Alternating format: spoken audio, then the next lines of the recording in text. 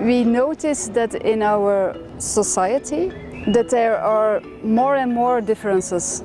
The diversity is growing on the one hand. On the other hand, we notice also that people and policy makers are trying to neutralize these differences. For example, by forbidding the wearing of religious symbols. Now, I want to ask you if you think this is an appropriate way to deal with of this diversity in our society. We are here to talk about a famous woman, Carol Gilligan, who is getting an honorary doctorate. And in 1982 she wrote a book in a different voice about gender stereotypes that are existing in the traditional psychology.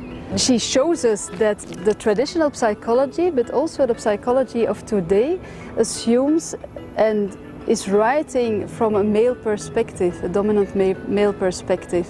She brought in the women's voices in the conversation. So Gilligan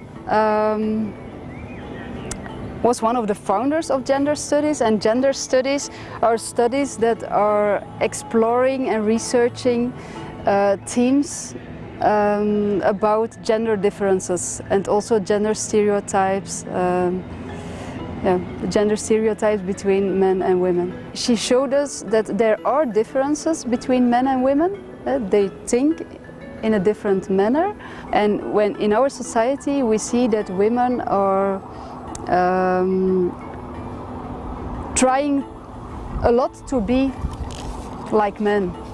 She's the woman who shows us in psychology that we have to think broader.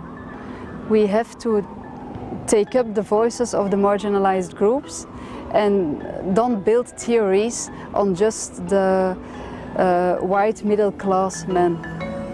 Brussels is known as a university that is thinking also in terms of differences and in terms of thinking out of the box, and that's what Gilligan does very much, I think. So it's a beautiful link with the VUB.